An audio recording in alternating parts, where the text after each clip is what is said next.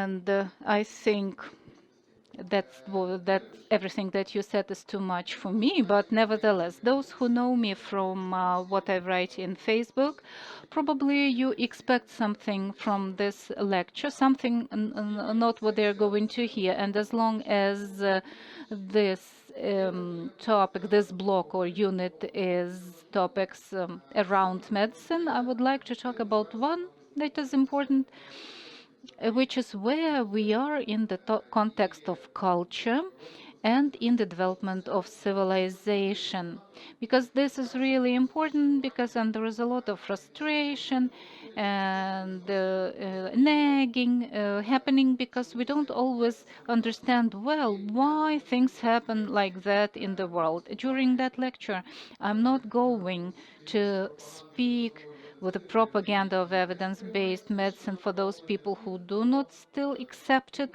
It's more for people who sometimes is disappointed with that.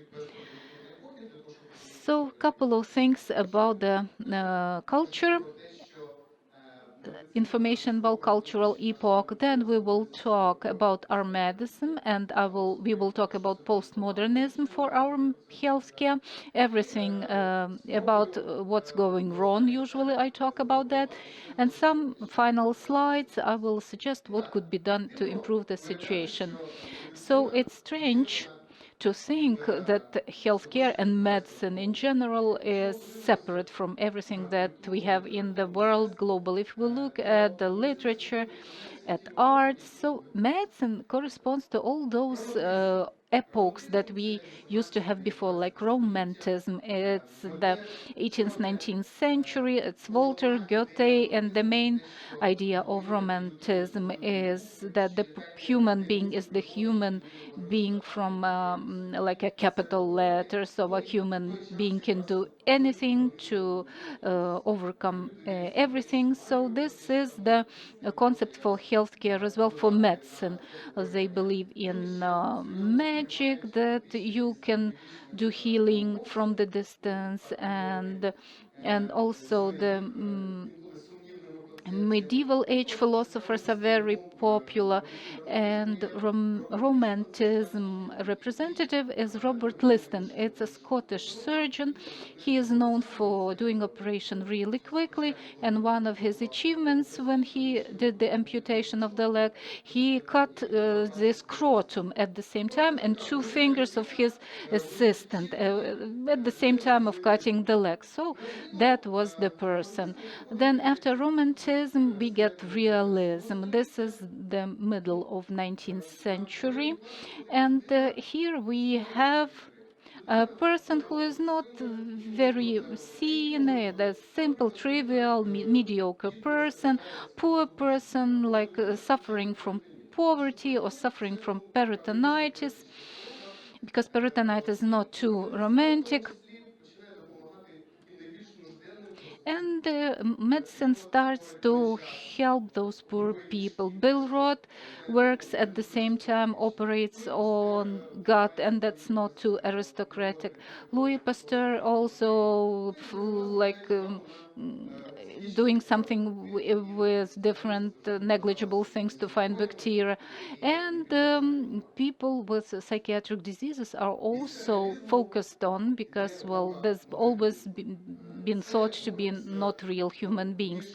After that, modernism, that's after war period, after great like World War II, a new generation believes that they can do everything much better than their predecessors did, and we have a breakthrough of the thought, and science is manifested through the discovery of X-ray and other technical things, and antibiotics, for example, that we still use, that are still in use. And it seems like everything is okay, but after modernism, we get postmodernism. What is postmodernism? It's a kind of complicated notion. So first, I'm going to demonstrate this example, postmodernism to meta-analysis, looking whether albumin infusion is safe. In both meta-analysis, It says that patients receiving albumin, regardless of other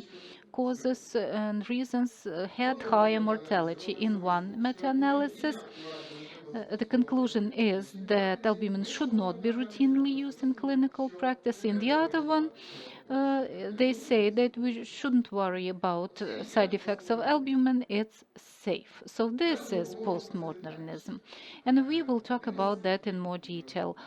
One of intellectual guides of the idea of postmodernism is Jacques Derrida. It's a French philosopher. He was really active in 60s, 70s last century in France, and his main idea is that the world is the text, and I will explain what does that mean because well, it seems like it's something crazy, but a world as a text means that everything that we think about, that we talk about, that we read about, that we perceive, well, is perceived through words, and the combination of words is a text. So everything that we have can be explained as a text and interpreted as a text. And if the same book will be given to two people and then ask them what this book is about, they will interpret it differently, and nobody would be able to say which of those two interpretations is more correct. So that means that there are endless number of interpretation of text, and that means that there is no correct answer. So that's the main idea of postmodernism. And now we need to um, talk about the following: whether medicine has all those signs of the culture of postmodernism, or I just like invented that. Another example of postmodernism.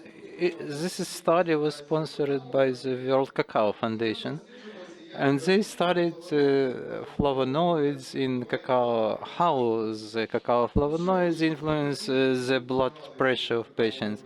So the patients who have been given these cacao beans rich in flavonoids, their blood pressure reduced by 1.5 millimeters of mercury. No correlation was found between the two issues. What conclusions can we draw from it? I would say flavonoids do not influence the course of arterial hypertension, but the authors conclude that the flavonoids have a positive influence, positive effect on pressure reduction. There was no correlation. It means that the effect is not linearly connected to the dose, nonlinear dependence. That is the postmodernism. One the same trial might be interpreted very differently by different people. What else is characteristic? That is a intertextualness, intertextuality. No text can exist separately. Everything was already written. There is nothing new. And who determines the essence of the text, author or reader? Most of scientific researchers do already repeat those one conducted early. As everybody knows, you can read one article and two physicians, two doctors will take absolutely different conclusions from the article. Intertextuality is proper for the modern time. Meta-prose is proper for postmodernism. Those are texts about the texts and also a recognition by the text of that it is a text. What is a meta review? It is a text about the text. Is medical text understanding is a text? Obviously, is it conscious of it? Because in the most medical texts, in the end, discuss what are the advantages and drawbacks of this text. So the text at the end of the text is discussing himself. The meta-prose is also proper for medical science and for medicine and such. On top of meta-prose, there is a meta-language. Some other language should arise in the postmodernist medicine. Look, that is how it looks out. I don't believe you have to understand. This is just how visually the medical text of modernism or realism epoch is looking at. Now look at the modern one. If you show it to some align and he will say those are two different languages. That is some code, some system of symbols, coding symbols. Without understanding it, we use another language, independently of what exactly language we use. We use a special language so to understand and produce some medical knowledge and to share it. What's interesting, this meta language, which was reinvented, it helps to cheat. For example,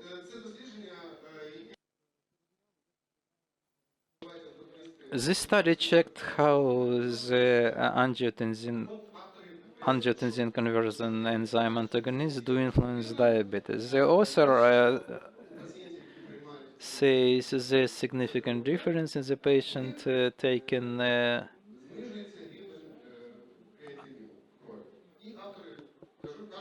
ACE antagonists, the level of creatinine in their blood changes favorably. The author says it helps, it should be used, but in the bottom of this table, they don't highlight, pay special attention. The number of diet patients doesn't differ in the two groups, and the number of patients to be diagnosed also doesn't change. Only the creatinine clearance changes. Who will look all the tables? No, we shall read the conclusion to take it from there. This meta languages helps to cheat the reader. This is the postmodernism. A lack of reliable difference between the numbers of diet. What is also proper to modernism? Paranoia. We know the conspiration of Masons, the pharmaceutical mafia, reptiloids, etc. Would seem serious, people wouldn't perceive it seriously. What kind of collusion is there? And then you come and see such messages like that polemics between vaccinators and anti-vaccinators is artificially maintained by special bots in the internet. In the American Twitter, it was maintained by special Russian bots, meaning political meddling into the vaccination is there. It is used as a weapon. I don't know how could it be named. Is it information or biological weapon? Nevertheless, paranoia is has grounds. It's also proper to modern patients and physicians. Fragmentation. What's fragmentation? It's manifested in that the doctors stop to trust each other. It is sad, but on the other side, when I see how some skin rashes treated with different kind of drugs, it's a physician who treats himself in such way and shares his experience with colleagues. I don't want to name the colleague a doctor because it's not serious treatment. It's fragmenting us as a community, and the patients stop to trust the physicians, and every year it is felt more and more. New scientific data are delivered. For example, proton pump inhibitors eventually produce higher risk of stomach cancer, or as inhibitors increase ACE inhibitors increase lung or cancer risk. When the patient will know about it, he will go and read what for has he to use the enemas, how to preserve perennial health, etc. Why so? Because the doctor, if doctor cannot be trusted, maybe she also couldn't be trusted by. At least I have seen her in the film. It is pleasant to see her as a doctor. Unfortunately, that's how it happens. Pastiche. This is the imitation of one text with another one. And even the South Koreans have index of similarity of different texts. The less is the similarity of the text, the more reliability that this text is rejected. To be published, you have to be similar to what has already been published. It is true. Mostly the works with relevant index are published. Failed works are not published. It is proper for modernism. Irony, another property. Is there irony in the medicine? A lot of irony. In the intercollegial communication between the patients as well. Unfortunately, I bring even more irony to medicine, not intentionally, it happens so. It is also irony, it is characteristic property of postmodernism. Imagine irony in the medicine of 19th century, how it would be a joke about anastomosis. Hyper reality. We are losing sense of reality. Not all the doctors know what is the fact really, what is not. A- An instruction for aminocaproic acid it has no word on that it could be inhaled, but number of doctors do prescribe it in a nebulizer because these ampoules of aminocaproic acid are going with nebulizer. It was a shock for them, and many people argued with me. It can be say they, but the instruction was never changed. It was never intended to be inhaled, but people the market research replaced, substituted critical thinking of the people. We can't understand what is true and what is how we construct. Postmodernism was shaped up in the late capitalism epoch. Capital owners who have monies do create it and they determine the status quo. It is characteristic for medicine today. Absolutely. Vitamin D. Most of medical texts and blogs are dedicated to the importance of taking vitamin D, although it's very controversial. In the United States, there are two organizations dealing with this, Association of Endocrinologists and American Medical Academy. They have different views. If you read all the papers on vitamin D, you will find that hypovitaminosis is very doubtful, but the doses recommended, which are excessive, they can increase overall mortality rate for all reasons.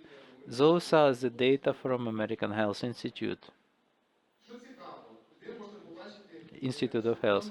What's interesting for you not to think I am striping out some fragments to put them together. Where can you see the advertisements of vitamin D? On the sites dedicated to health, beauty, and goop. What is goop? It is a clinic of Benedetto which puts enemas. The patients already read about those enemas and about vitamin D. Altogether, it is a postmodernist medicine. What do we have as a whole? There is nothing authentic more in the world. There is no truth in the world. The world is globalized. It has no some clear point of support. People are disappointed. The more they know, the more disappointed and frustrated they are. They have nothing to rely on.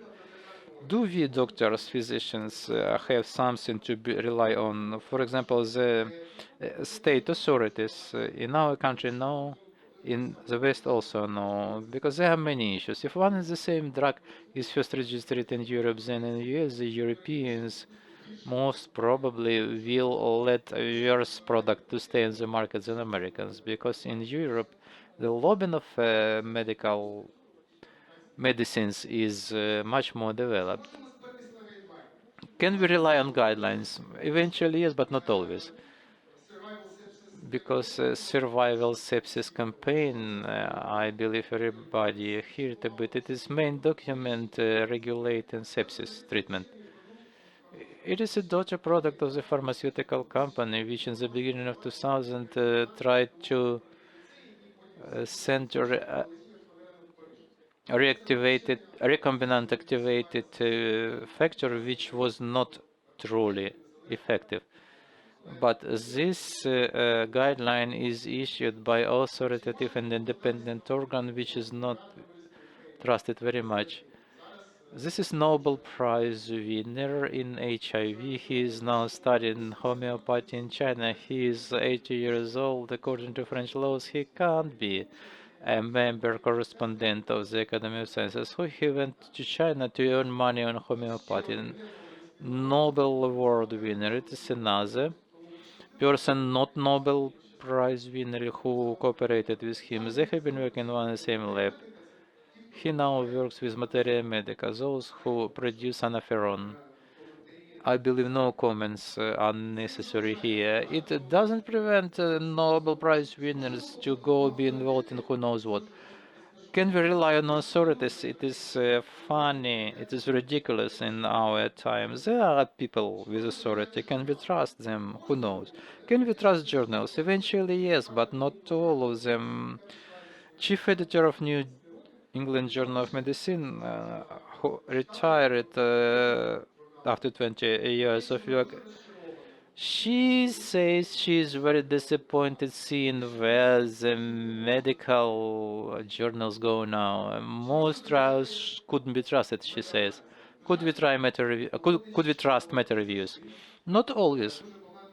Many meta reviews do not tell about an actual essence. There are many hidden conflicts of interest. The most bright example is the story which happens now with hypolipoproteinic means, which we used for tens of years to treat everything ischemic heart disease, hypertension, arteriosclerosis. It is the top bestsellers in the world. All the meta reviews which show the efficiency have been conducted incorrectly. They have been faked, falsified. The results non-suiting were excluded from there. And now there is an issue to physiology and pathophysiology. We can't a priori with open heart trust all the meta reviews. Can we trust authoritative editors like Scopus database or something else? Elsevier. Eventually, Elsevier is the biggest edition house in the world, publishing a lot of journals. For example, publication. They do recommend masturbation to treat the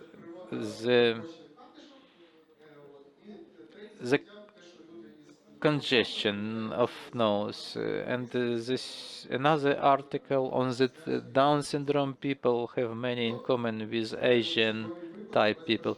These are wonderful examples of what Elsevier is publishing in the 21st century, Manaze. We can always trust to Cochrane, is it true? But you should know that in Cochrane community happened a great schism recently. Many editors were fired because there have been issues about papilloma vaccine. It was found that the positive Cochrane review has many hidden conflict of interest. Not all researchers have been included there. More than half haven't been included. So people fight it. There is no uniformness in Cochrane, and it throws shadows on all other meta reviews. We don't know whether have been the same problems or no. We might have doubts about it. That all seems funny and interesting, but what it results in? Main property of postmodernism is lost ideals. The truth is nowhere, and this brings some people to quite different thoughts. This is the moment when the philosophy becomes, from some fairy tales about Aristotle, it turns out to be a real thinking influence in our life. This is from the journal Health, an article under the name you see the reconstruction of evidence-based medicine, truth, force and fascism. What about it talks? It talks about that a person comes here and says, the scientific data are an absolute truth for me. If it was proved scientifically, I do believe in it. I will distribute this knowledge.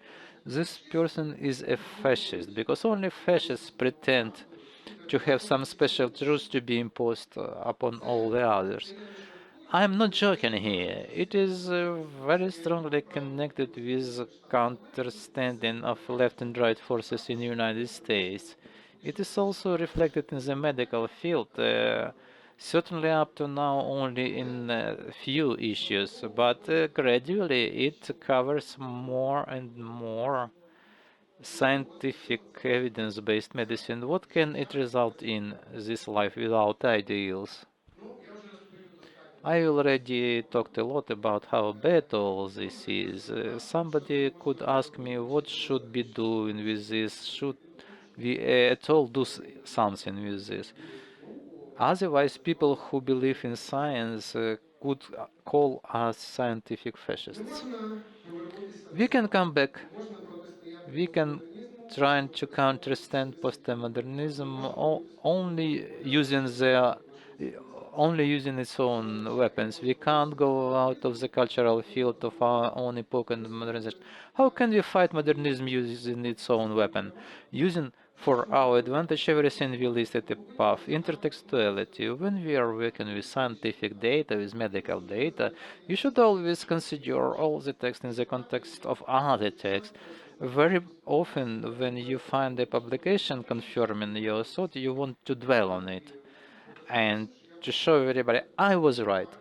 But it is always good to go further, to look what others do, read, to check all the links.